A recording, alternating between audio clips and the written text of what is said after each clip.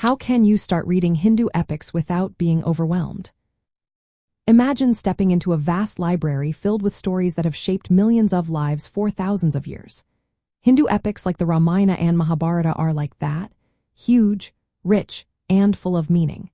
If you want to explore these stories but feel unsure where to begin, you're not alone. Many find the sheer size and depth a little intimidating at first. The key is to start small and connect the stories to the places and traditions that are part of India's sacred heritage. Begin with simplified versions or summaries of the epics. These versions focus on the main characters and the core messages, making it easier to grasp the storylines. For example, you can find children's books or short retellings that highlight the main events. This helps you build a basic understanding before tackling the full texts. Remember, these stories are deeply tied to sacred sites and pilgrimage routes. Visiting temples or sacred places associated with the epics can make the stories come alive.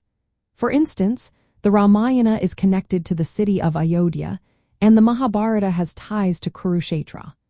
Learning about these places and their architecture makes the stories more tangible and memorable. Instead of trying to read the entire epic at once, focus on one part at a time. For example, start with the story of Rama's exile or the Bhagavad Gita section of the Mahabharata. These parts are shorter and contain powerful lessons about duty and devotion. Taking it step by step makes the process less overwhelming and more enjoyable. Getting familiar with the main characters early on helps you follow the stories better.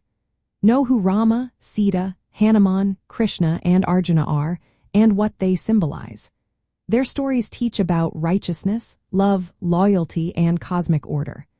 Using visual aids like maps of pilgrimage routes, pictures of temples, or sculptures depicting scenes from the epics can also help.